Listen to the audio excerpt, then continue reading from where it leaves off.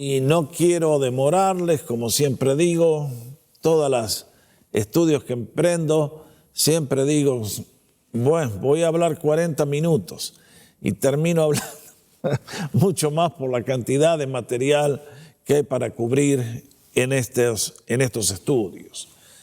Bueno, miren, el tema de hoy, si tuviera que cubrirlo en su totalidad, tengo que hacer un libro aparte, porque venimos al día de máxima solemnidad en el calendario hebreo. Y si tuviéramos que poder explicar todo con lujo de detalles, tendríamos que hacer un análisis exhaustivo de Levítico capítulo 16 y Hebreos 9 y 10, porque es el libro del Nuevo Testamento que lo trae a la relevancia al explicarnos todo lo del Antiguo Testamento y cómo se aplica al Señor. Por lo tanto, hoy tengo que dejar mucho material afuera. Con la esperanza les voy a mostrar algunas cosas para alentarlos a que ustedes por su cuenta hagan el estudio y entonces reciban toda la bendición que estos párrafos hermosos tienen. Por lo tanto, hoy les invito a mirar una vez más Levítico 23, donde el Señor explica para el pueblo hebreo a través de Moisés las 7 fiestas, las 7 convocatorias, y de esta manera podemos saber. Allí vieron el título de la serie, Destellos de su Gloria. Si usted se está conectando hoy por primera vez, hemos considerado Levítico 23, el calendario de fiestas anuales que Dios dio al pueblo suyo de la antigüedad, al pueblo hebreo. Por lo tanto, este es el tema, las 7 celebraciones, destellos de su gloria, porque cada una revela el carácter de nuestro Dios y lo que ha hecho para su bendición y la mía, para que podamos gozar vida eterna aquí en la tierra y un día por toda la eternidad en su presencia. Así que Levítico capítulo 23. Voy a comenzar a leer en el versículo 23 para ver la conexión que hay con la fiesta anterior que analizamos ayer. Así que si tienen la Biblia, ahí vamos. Levítico 23. Y habló el Señor a Moisés diciendo, habla a los hijos de Israel y diles, en el mes séptimo, al primero del mes, día 1, tendrán día de reposo, una conmemoración al son de trompetas y una santa convocación. Ningún trabajo de siervos harán y ofrecerán ofrenda encendida al Señor. Todo eso lo explicamos en el día de ayer. Ahora viene el día más solemne en el calendario hebreo. 26. También habló el Señor a Moisés diciendo, a los 10 días, trompetas era el primero, ahora es el día 10 de este mes séptimo, será el día de expiación. Tendrán santa convocación y afligirán vuestras almas y ofrecerán ofrenda encendida al Señor. Ningún trabajo harán en este día porque es día de expiación para reconciliarles delante de Jehová vuestro Dios. Porque toda persona que no se afligiere en este mismo día será cortada de su pueblo, y cualquier persona que hiciere trabajo alguno en este día, yo destruiré a la tal persona de entre su pueblo. Ningún trabajo harán. Estatuto perpetuo es por vuestras generaciones, donde quiera que lleguen a habitar. Día de reposo será para ustedes, y afligirán vuestras almas, comenzando a los 9 días del mes en la tarde, de tarde a tarde, guardarán vuestro reposo. Es la palabra inspirada, inerrante, infalible del Señor. Bendita sea esta antorcha que nos guía en un lugar, en un túnel muy oscuro. Gracias, Señor, por tu verdad y por todo lo que nos has enviado con este libro precioso.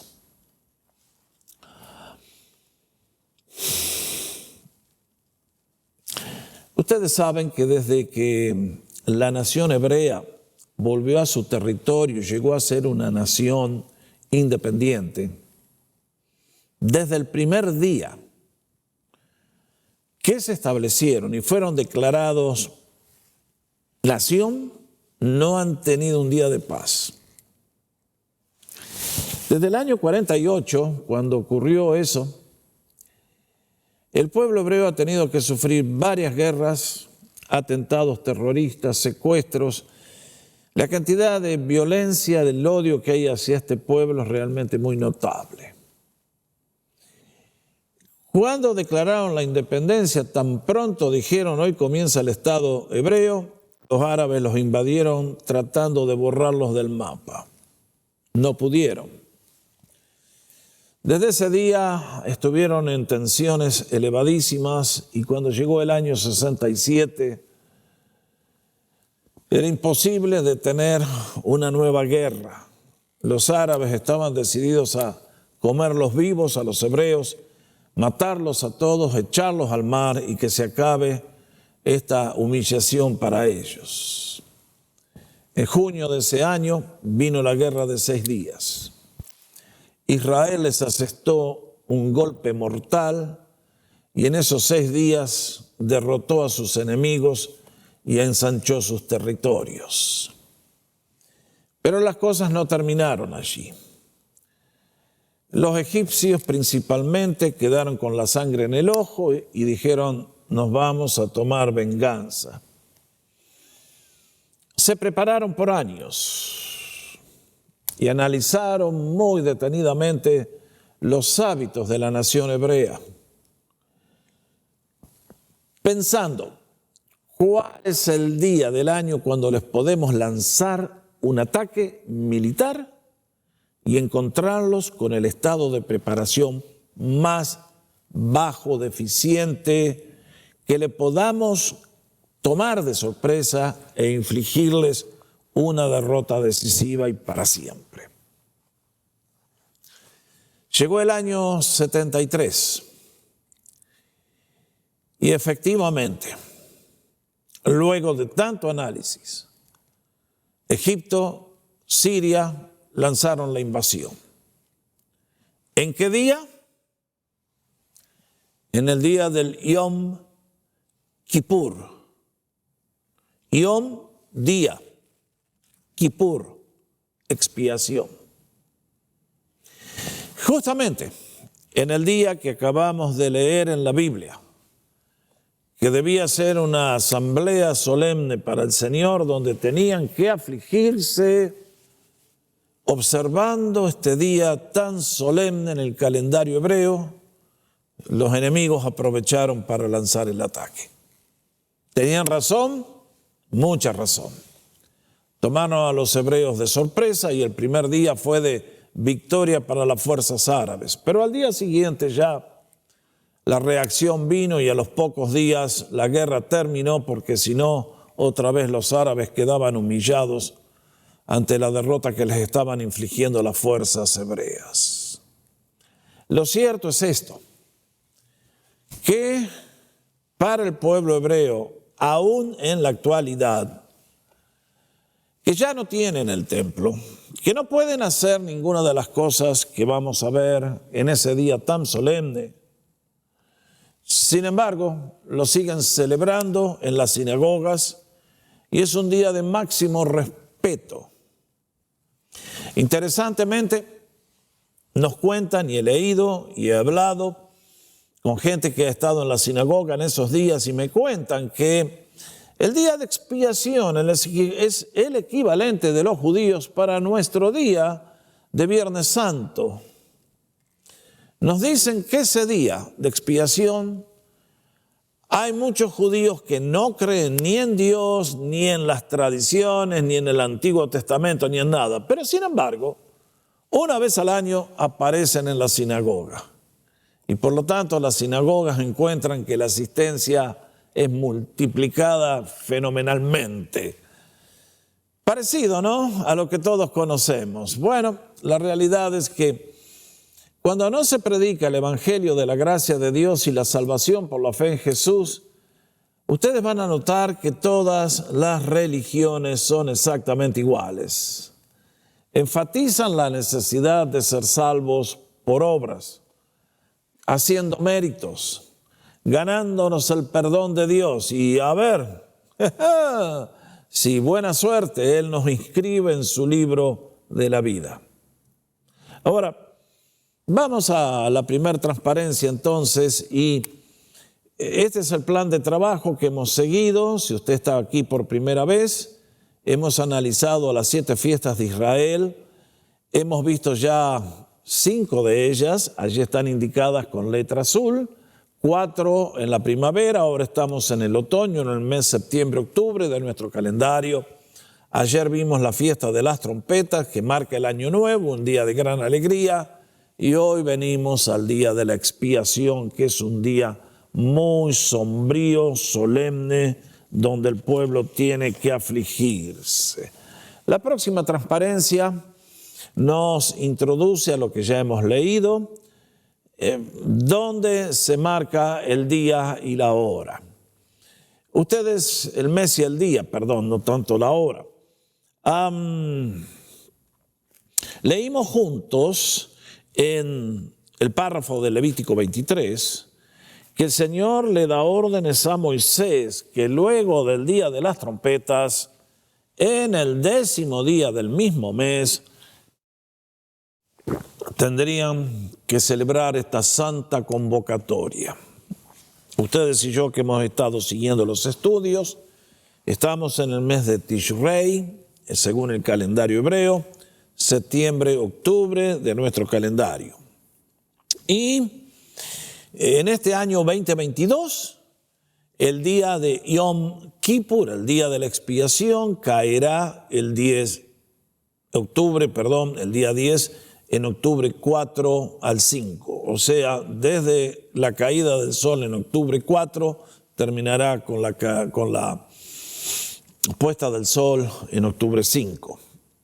Y como ustedes notaron en la lectura, allí pongo de nuevo la frase última que leímos diciendo el Señor cómo debían celebrar o durante qué horas. Básicamente, desde que caía el sol hasta la caída del sol del día siguiente. ¿Cuál es el origen de esta celebración? Bueno, una vez más, es el Señor que le ordenó al pueblo qué debían hacer, porque Él tiene un calendario por el cual se rige su plan para la historia humana, porque Él tiene verdades que ustedes y yo tenemos que aprender y llevar al corazón y a la vida, y que sin ellas vamos a estar fuera de su voluntad.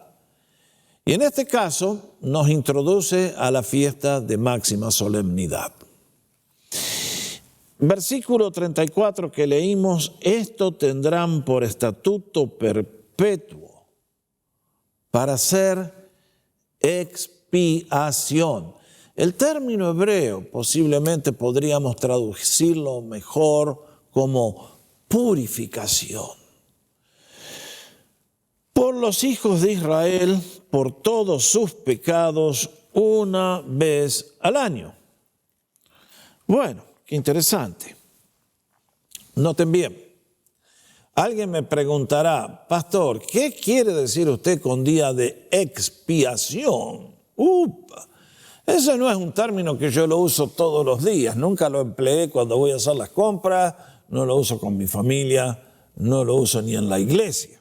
Bueno, allí pongo en la pantalla algunas de las maneras que podríamos traducir esta palabra. Básicamente, la expresión significa cubrir, para que no se vea algo que está mal. Ya lo vamos a ver. Pacificar. Se ha ofendido a alguien, se ha dañado a alguien, se ha pecado en forma horrible contra otra persona, y entonces queremos hacer propiciación, queremos hacer algo para reconciliar, para acercar los partidos enemistados, para pacificar y que no haya guerra y conflictos. Uno de los diccionarios, uno de los léxicos bíblicos dice, es hacer satisfacción, hacer reparación por un mal o herida infligida. Marquen bien. El Señor en Levítico 16 declaró todo el programa que tenía que cumplirse en ese día. Sin embargo, al considerar el significado de este día solemne, en el párrafo que leímos de Levítico, ustedes y yo vimos varios hechos que valen la pena mencionar, solamente por la lectura de Levítico 23. ¿Cuáles son ellos? En la próxima transparencia se los pongo allí. Primero, el Señor les dice, se humillarán a ustedes mismos. Presentarán una ofrenda quemada al Señor. Ningún trabajo harán en ese mismo día. Será para ustedes una fiesta sabática solemne. Esto es lo que nos dice Levítico 23. Cuando yo agrego las otras lecturas, encuentro que el pueblo hebreo entendió que si ese día lo habrían de vivir en el espíritu correcto que Dios les indica, tendrían que observar ayuno completito desde la caída del sol del día 9 hasta que volvía a caer el sol en el día 10. Realmente que era un día de afligirse, de golpearse el pecho, como hacen literalmente, de decir, Señor, sé propicio a mí, un pecador. Cuando ustedes y yo vamos al libro de Levítico, capítulo 16, encontramos un capítulo largo donde nos da todos los detalles del ceremonial que tenía lugar en el templo. Lo que acabamos de leer en Levítico 23 es lo que el judío en forma individual tenía que hacer, la actitud que tenía que tener hacia este día tan solemne. Ahora, cuando yo vengo a Levítico 16, vamos a la próxima transparencia, yo no lo puedo leer en esta mañana porque me tragaría todo el tiempo que tengo y usted se me va a enojar y me va a decir, pastor, dígame dónde lo leo y lo leo yo. Entonces, allí le doy un simple bosquejo del contenido de Levítico 16. Comienza con una severa advertencia para Aarón y al sacerdote, al sumo sacerdote, que va a tener que cumplir la tarea él solo, una vez al año, de entrar al lugar más solemne de la nación para ofrecer un sacrificio para el pueblo. Nosotros le decimos el lugar santísimo. Los hebreos le dicen el santo de los santos, es lo máximo en santidad. Además, le dice que tiene que ofrecer un sacrificio por sí mismo y por su familia. Eso lo encuentran en los versículos 5 al 6 y también repetido en el 11. Tenía que ofrecer un sacrificio por la nación.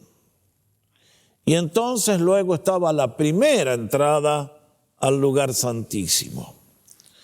Tenía que hacerlo llevando incienso, tenía que ofrecer una ofrenda por sí mismo para que sus pecados fueran perdonados, y luego una ofrenda por la nación y por el lugar de reunión, que aunque era un edificio estaba contaminado por el pecado. Eso nos da una idea de este virus dañino que destruye todo lo que toca.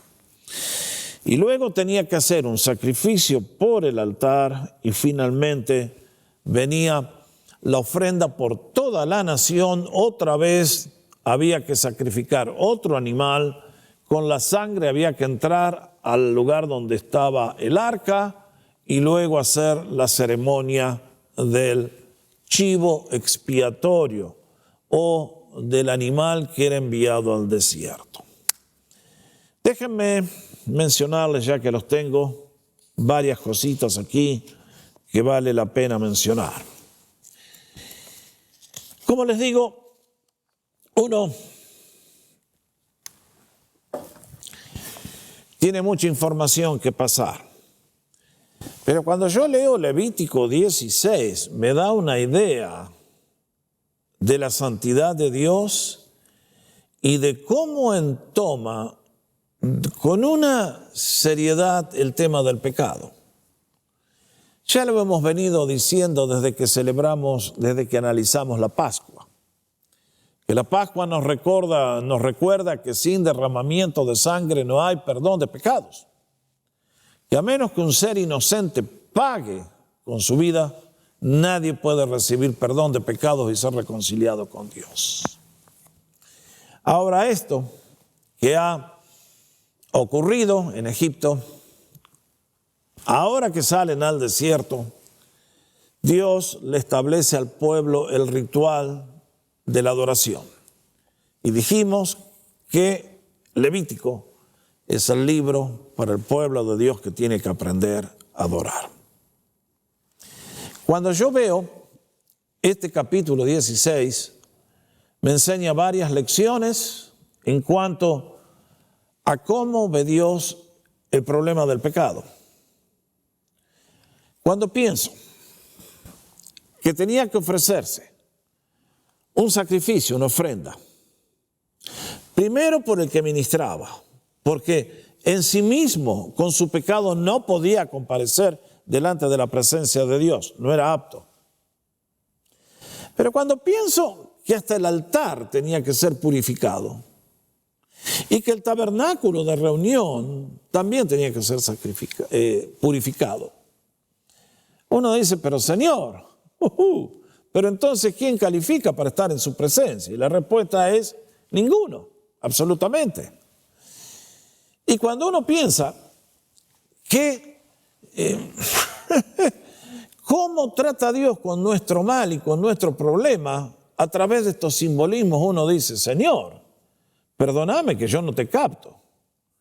Tantas veces ustedes me han escuchado a mí decir que con el tema del pecado los humanos somos todos chambones. Lógico, todos, sin excepción.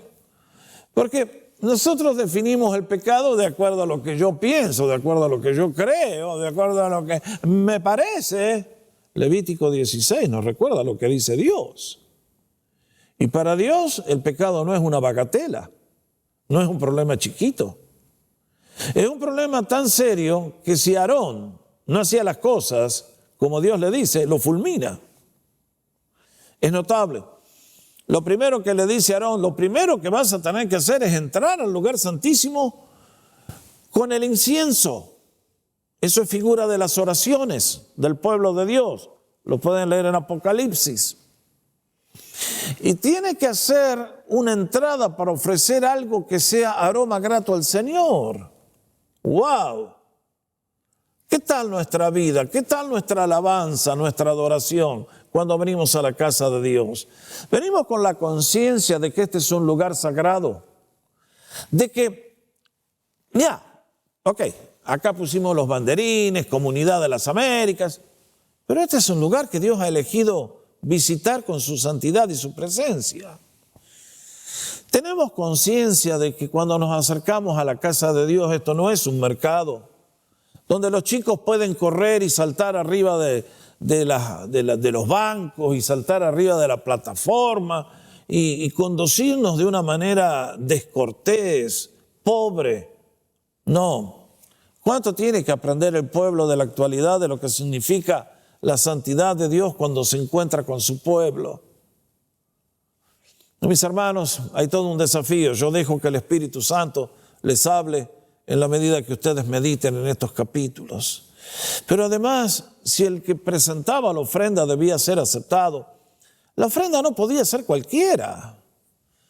2 veces tenía que entrar el sumo sacerdote con sangre y rociar sobre el arca. Cuando ustedes y yo miramos el arca, encontramos que eso era una caja de madera donde había 3 cosas que los humanos repudiamos, rechazamos con violencia, que no nos gustan. ¿Cuáles son ellas?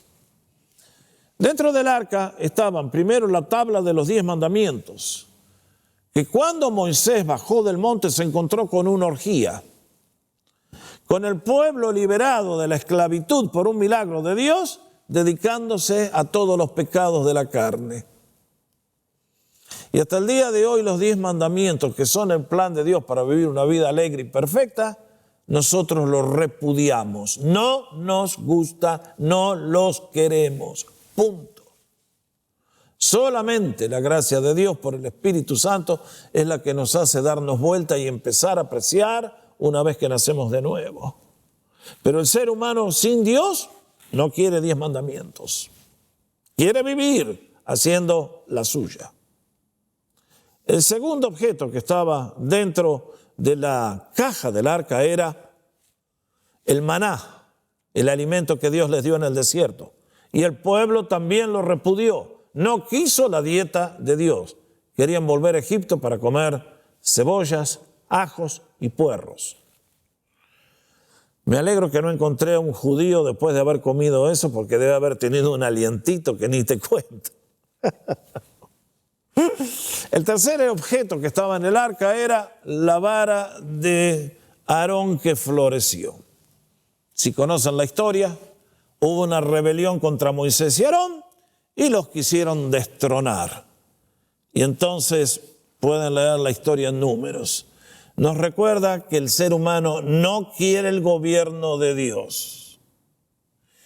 Yo nunca me imaginé que el día que aceptaba el llamado a servir a Dios como pastor, iba a tener que funcionar también como el pararrayos de la ira de los seres humanos. Es parte inseparable del trabajo, les aseguro. El pastorado no conoce términos medios. Te da las alegrías más inmensas y te da las tristezas más profundas. Por el solo hecho de ser pastor, centenares de hermanitos me declararon persona odiada. Y bueno, ¿para qué vamos a hablar de ese tema? Es parte del paquete. Le pasó a Moisés, me ha pasado a mí. Será igual hasta el último día de la historia, no nos quejemos. Así es la cosa. Ese es el problema del pecado humano. No queremos el gobierno de Dios. Ni los mandamientos de Dios, ni el alimento de Dios, ni el gobierno de Dios. Y entonces allí quedaron como un testimonio. Y entonces sobre esa caja se puso el propiciatorio. Una plancha de oro donde en el centro había un lugar donde el sacerdote tenía que traer la sangre. Para que Dios, por esa plancha de oro que nos indica su santidad y la sangre que la cubría, no viera lo que había adentro. Que el pecado quedara oculto de la vista infinitamente santa de Dios. Y si eso no era comprendido, entonces estaban los querubinos que tocaban sus alas allí en el medio del arca para decir: guarda, no intenten acercarse acá porque lo fulminamos a todos. Cuando Dios expulsó a Adán y a Eva del paraíso, ¿a quién puso para guardar la puerta? A alguien con una espada de fuego. Anda a meterte de vuelta. Mis hermanos, el que quiera entrar a la presencia de Dios va a tener que tratar con eso, Por lo tanto, solamente hay un único camino que nos puede llevar de regreso, y es nuestro bendito Señor Jesucristo. Bendito sea su nombre. Ahora, una vez que el sacerdote entraba con la primera ofrenda, con la primera rociada, luego tenía que hacer la segunda entrada, y para eso tenía que hacer 2 sacrificios. Uno, venían 2 animales y echaba suertes, cara o seca. Al que le caía la muerte, lo liquidaban y con la sangre volvía a entrar para hacer ofrenda por todos los pecados de la nación, y el certificado valía por 1 año. Con el otro animal que quedaba vivo, léanlo de Levítico 16, el sumo sacerdote delante de todos venía al patio de las mujeres y allí colocaba sus manos diciendo: Señor, sobre este animal inocente yo confieso los pecados de toda la nación hebrea. Debe haber estado 20 años confesando pecados. Me imagino que diría: Señor, perdónanos por todos los pecados de orgullo, de arrogancia, ignorancia, incredulidad, todas las obras del espíritu y de la carne que son contrarias a ti, y en tu misericordia mira a este pueblo y te rogamos, olvídate del pecado y entonces quítalos de delante de tu vista y, Señor, ten misericordia de nosotros. Aquí tendríamos que leer el Salmo 130 porque capta muy bien el espíritu de lo que es este momento. Ahora, esta ceremonia del sacrificio de un animal y al otro ser enviado a Azazel, al desierto, nos recuerda que el pecado tiene que ser expiado, tenemos que hacer satisfacción a Dios, tenemos que pagar la deuda que tenemos que hacer compensación, y una vez que eso se logra, entonces mis pecados son todos perdonados, olvidados, porque con Azazel se van allá, al desierto. Dios no los ve más. Tremenda figura de lo que sería la obra de Cristo. Es por eso que cuando avanzamos a la próxima transparencia, dice Levíticos 16, y vale la pena enfatizarlo, porque en este día se hará expiación por ustedes para purificarlos, y quedarán purificados de todos sus pecados delante del Señor. Será para ustedes una fiesta sabática solemne, y se humillarán a ustedes mismos. Es un estatuto perpetuo. Este es el plan de Dios. Esto es lo que el Señor les quería enseñar.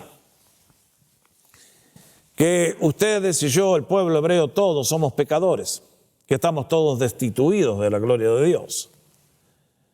Que en nuestra condición caída, pecaminosa, no podemos esperar nada bueno de Dios, sino solamente juicio y castigo. Y sin embargo, es el Señor que tomó la iniciativa de redimir un pueblo nuevo que pudiera gozar de comunión con Él.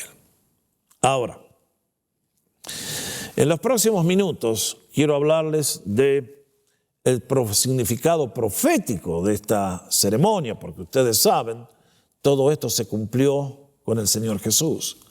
Pero antes, déjenme mencionarles algo de cómo se celebra Yom Kippur, el día de la expiación, en el presente, en Israel, y aquí en Los Ángeles, en Beverly Hills, donde están todos los judíos. Hace un rato les dije que el ser humano sin Dios siempre tiende a caer en el mismo pozo. Siempre tiende a pensar: si yo quiero ser reconciliado con Dios, yo tengo que hacer méritos para ganarme el perdón. Es a través de mis buenas acciones, de mi amor a los pobres, de dar plata, de pagar las deudas, de pedir perdón a todos los que he ofendido, que entonces Dios me tiene que mirar con agrado. ¿Saben una cosa? Esta fiesta se celebró por siglos. Cuando el Señor apareció, no fue reconocido. Y ustedes saben que en la mente de Dios esta fiesta caducó el día que el Señor murió en la cruz del Calvario. ¿Por qué digo esto? Porque ustedes saben muy bien que en este día, en el Antiguo Testamento, el sacerdote tenía que entrar detrás del velo que separaba el lugar santísimo del lugar santo. Pero cuando Cristo murió, ustedes y yo sabemos que la primera acción que hizo Dios fue ¡fum!, de arriba abajo, para notar que no era obra de hombres. El velo del templo en Jerusalén fue rasgado para indicar el acceso a la presencia de Dios está abierto una vez y para siempre. Gracias, Señor, que eres tan maravilloso. Pero el pueblo hebreo siguió haciendo las cosas según el Antiguo Testamento, por no haber reconocido al Señor. Y siguieron practicando esto hasta que Dios les dijo, bueno muchachos, ustedes evidentemente no la van a entender. Y entonces mandó a los romanos, arrasaron la ciudad, destruyeron el templo. Si visitan Jerusalén van a ver las piedras caídas ahí que están desde aquellos días. Hermanos, se acabó una vez y para siempre esta celebración. Sin embargo, los judíos en el día de hoy la siguen observando. ¿Y cómo lo hacen?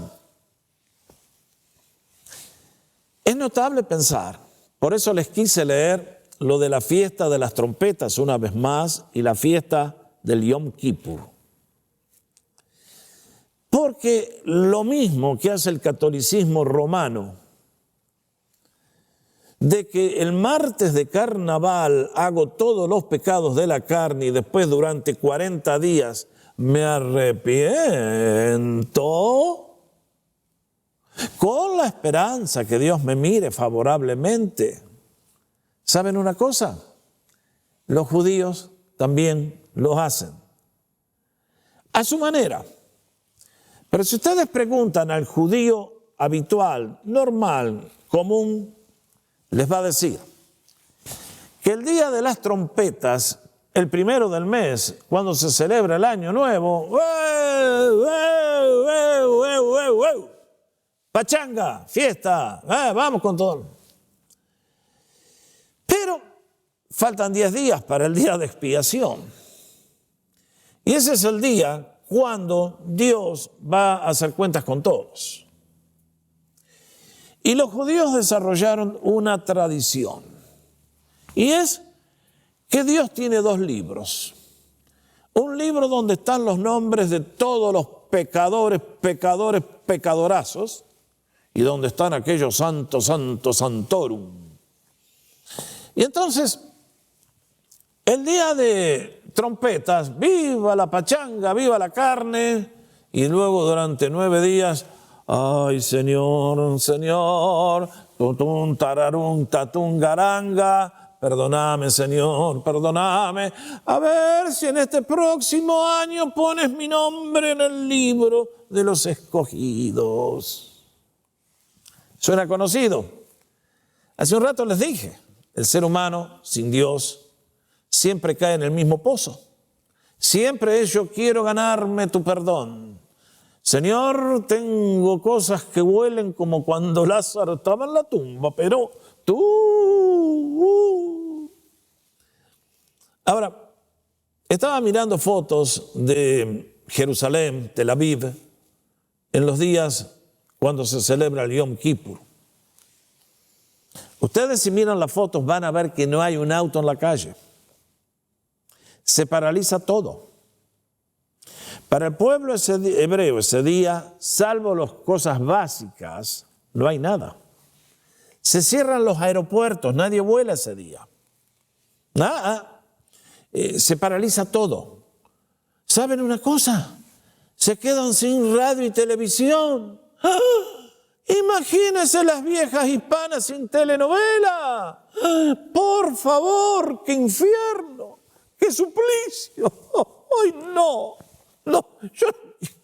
Yo no quiero ir a Israel. Y encima hay que ayunar. Por un día. ¡Qué tormento! Y claro, los vivos judíos no son tontos, ¿eh? Vamos. No nacimos ayer. Entonces, el día 9, antes que caiga el sol, se mandan una bacanal, se van a los buffets de Las Vegas y se comen 4 buffets completos. De manera que tengan suficiente comida en la bodega para aguantar sin hambre lo más que puedan de las 24 horas que vienen.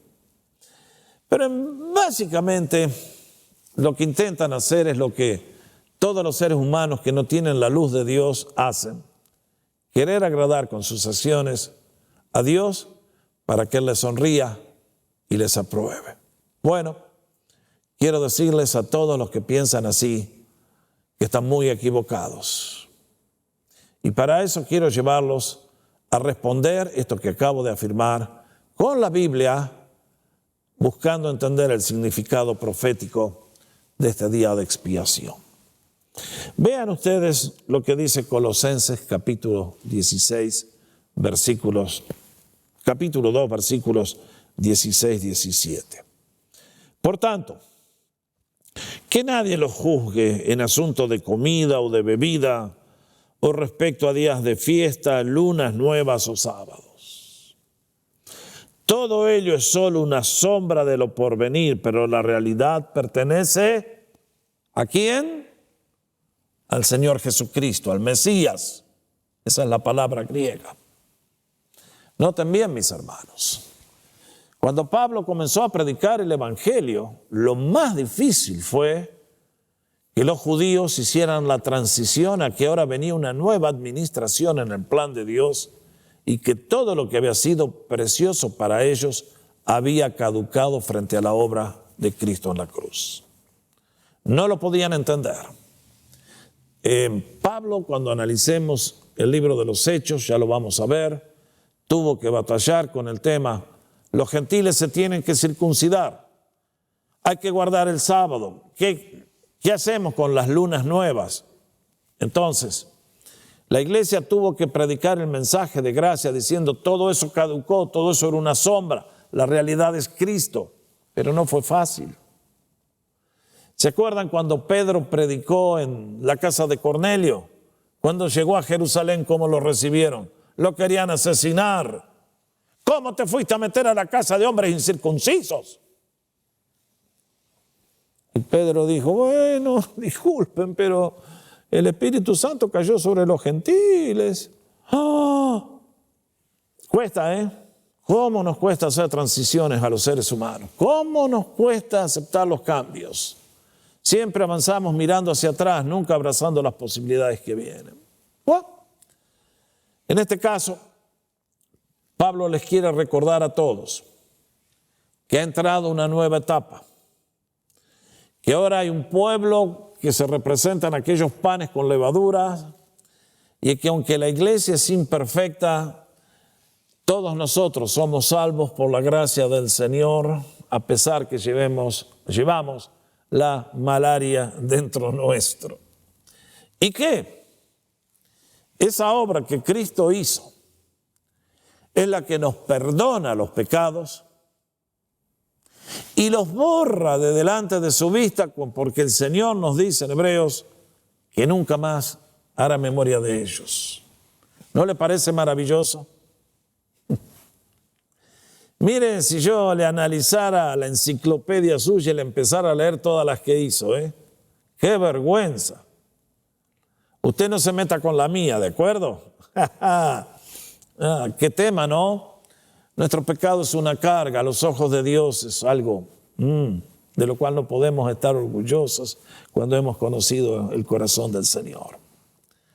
Pero lo lindo es que su sacrificio en la cruz quitó el pecado, lo perdonó y lo enterró en lo profundo de la mar. De manera que los pecados de ayer, el Señor ya no se acuerda de ellos. Sospecho que los debe conocer, pero creo que lo que quiere decir esa expresión es que nunca más los volverá a echar en nuestra cara diciendo: viste, te dije. No, nuestro Señor es un Dios de gracia. Por eso les dije en el comienzo que si queremos entender esta fiesta, tenemos que leer Levítico 16, Levítico 23, Números 28, 29 y también Hebreos 9 y 10. Son 2 capítulos largos que hoy no les puedo explicar porque trabaja demasiado tiempo. Pero déjenme mencionarles un par de cositas para que vean cómo el rompecabezas encaja exactamente todas las piezas. Próxima transparencia. Antes de ir a Hebreos, ahí está la transparencia de Colosenses. Porque esta obra que les acabo de mencionar, que están completas, lean ustedes lo que dice el apóstol. Mientras ustedes estaban muertos en los delitos y en la incircuncisión de su sangre, de su carne, Dios les dio vida juntamente con Él, perdonándoles todos los pecados. Esta es la ofrenda de sangre que hacía el sacerdote. Esto es lo que la sangre de Cristo hizo por ti y por mí. Nos perdonó todos los pecados. También que dice todos. Si Cristo nos dejara a uno sin perdonarnos, vamos todos al infierno. Él anuló el acta que había contra nosotros, que por sus decretos no era contraria. ¿Qué es esto? Los 10 mandamientos, la ley de Dios, que violamos todos. Y la ha quitado de en medio al clavarla en la cruz. También, como si fuera poco, despojó a los principados y las autoridades, estas son las huestes satánicas, y los exhibió como un espectáculo público, habiendo triunfado sobre ellos en la cruz. Esto es lo que les decía hace un par de domingos atrás. Mientras el Señor colgaba de la cruz, los ciegos espirituales gritaban, bájate, necio, lo insultaban de arriba abajo. Fracaso completo. Pero invisiblemente en el mundo del espíritu, el Señor le estaba asestando el mazazo final a las huestes que siguen a Satanás. De manera que tú y yo podemos vivir libres de su poder y derrotarlos y expulsarlos de mi vida y de la ciudad y de la iglesia y de todas partes. Tremendo el Señor. Pero vamos entonces a Hebreos para que podamos ver exactamente lo que estamos diciendo. 9, 11 y 12. Pero estando ya presente Cristo, entró una vez para siempre en el lugar santísimo, logrando así eterna redención. Marque esa frase. Ya no mediante la sangre de machos cabríos ni de becerros, sino mediante su propia sangre. Mis hermanos, Hebreos nos dice que el tabernáculo, el templo, era una réplica de algo que hay en el cielo. Y que allí en ese lugar súper santo se sienta el Dios, el Padre, con toda su gloria y con toda su majestad. En esa presencia tú no y yo no entramos. Es imposible. Mucho más desde el día que pecamos fuimos destituidos, echados para siempre. Pero bendito sea el Señor, que el día que Él se entregó en la cruz, ofreció el sacrificio perfecto, completo, que acabó una vez y para siempre con el tema del pecado. Ahora la justicia infinita de Dios quedó satisfecha. Dios ya no te puede acusar a ti y a mí de pecar el día que aceptamos a Cristo como nuestro Salvador. Por eso nos dice, logrando así eterna redención. Eterna, no por un tiempo. En el día de hoy muchos nos dicen, si usted es cristiano, la tiene que asegurar su salvación con su buena conducta. No, la salvación es un regalo de Dios por la gracia. El día que yo acepto a Cristo, Él me justifica y se acabó. Tarea concluida. Ahora, eso no quiere decir que yo voy a ser un zángano y un inútil tratando de vivir de vuelta agradando al pecado cuando fue lo que me destruyó. Al contrario, voy a buscar de agradar al Señor creciendo en santidad para parecerme a Él y ser semejante a Él y llevar fruto en toda buena obra para gloria de su nombre. Pero entonces nos dice que es una redención eterna. Yo ya no tengo que pedir más perdón por mis pecados. Mis pecados han sido todos lavados con la sangre de Cristo. Y alguien me dice, pero ¿y el día de hoy? Bueno, eso es otra cosa. Esos son los pecados que todavía están dando vuelta y que primera Juan nos enseña, confiésenlos y dejen que Cristo los lave. Pero nuestra posición está asegurada. Y entonces, ese sacrificio, ¿cómo se hizo? Bueno, aquí el escritor nos dice, mediante su propia sangre. Y uno dice, Señor, tantas veces los seres humanos estamos dispuestos a blasfemarte, a protestar, a decir que eres injusto y malo cuando vienen las adversidades. Mis amados, El que ha entendido lo que Dios hizo por mí en el día de la expiación, realmente lo único que puede tener hacia el Señor es eterna gratitud por la salvación eterna, completa, final que nos dio cuando Él murió como el Cordero de Dios. En el día de hoy ustedes y yo tenemos que enfatizar la verdad más que nunca de Efesios capítulo 2, porque ustedes son salvos por la gracia de Dios mediante la fe, no por obras de justicia, para que nadie se gloríe. Lo vamos a recordar. Por lo tanto, ustedes y yo hacia Dios tenemos solamente una actitud: gratitud, gratitud, gratitud creciente, gratitud mayor, aprecio. Por eso ustedes y yo no vamos a faltar a la celebración de la Cena del Señor, ni vamos a faltar al culto porque el domingo juega el Real Madrid, o vamos a faltar porque hace viento y pobrecito tengo que andar en la bicicleta, qué sé yo. Mis hermanos, por el contrario, vamos a apreciar la grandeza de nuestro Señor y de la salvación. Ahora alguien me va a hacer la pregunta: pastor, estuvimos viendo que estas 7 fiestas indican el tiempo, el calendario de Dios. Las 4 primeras las entendemos clarita. Llegó el Espíritu Santo, se está edificando la iglesia, estamos esperando el sonido de la trompeta, como nos explicó ayer. Pero ¿qué implica Yom Kippur para los creyentes? ¿Qué simboliza en relación al futuro?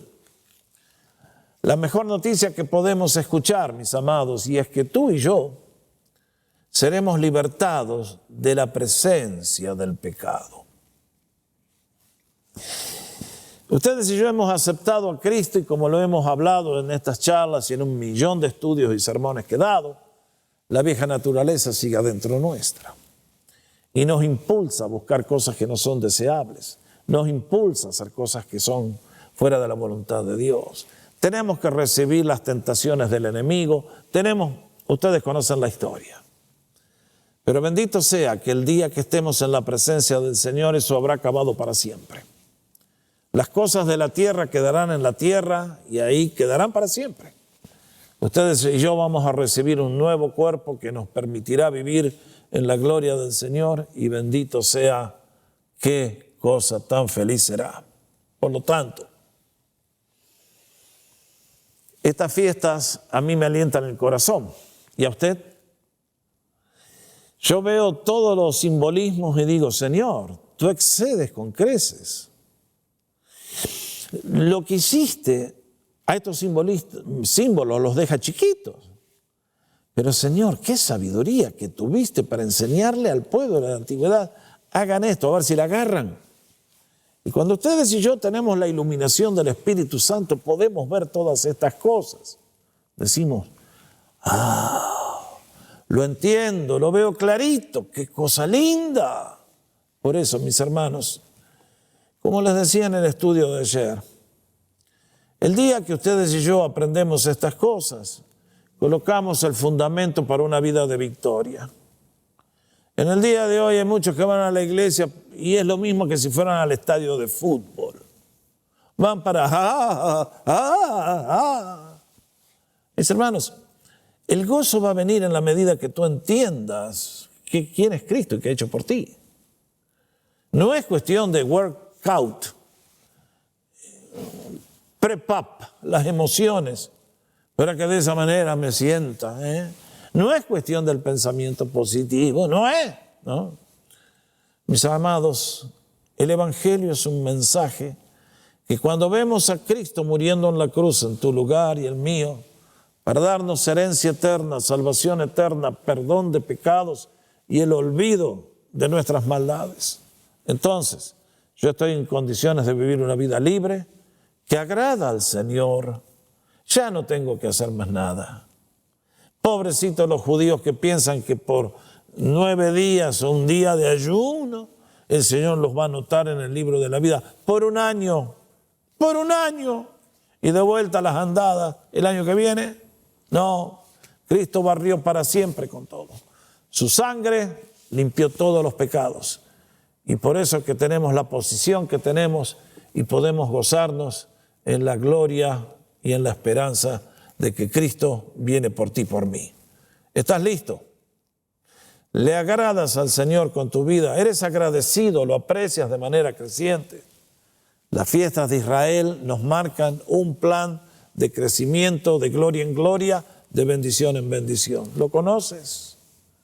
Mi deseo es que a través de estos estudios, todos los que hayamos participado, nos podamos acercar más a Dios en plena certidumbre de fe, sabiendo que nos acercamos al trono de la gracia, donde se sienta el sumo sacerdote, el nuevo sumo sacerdote, que puede compadecerse de nosotros en todas nuestras debilidades, porque Él fue tentado en toda nuestra semejanza, aunque jamás cometió un pecado.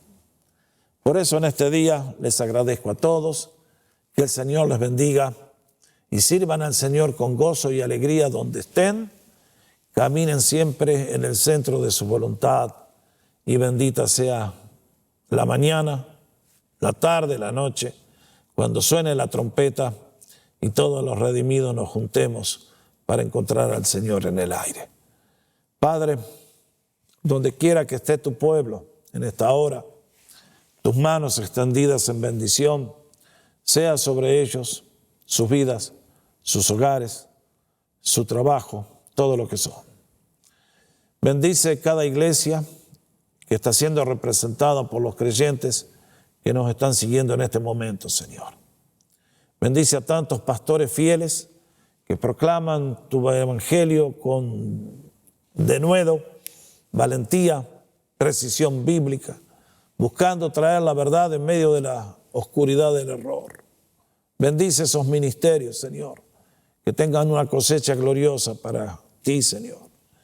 Y, Señor, bendice a todos los creyentes fieles que buscan de agradarte. Multiplica tus bendiciones sobre ellos. Lo pedimos con nacimiento de gracias y hay mucho más para pedir, Señor. Pero sabemos que tú nos escuchas.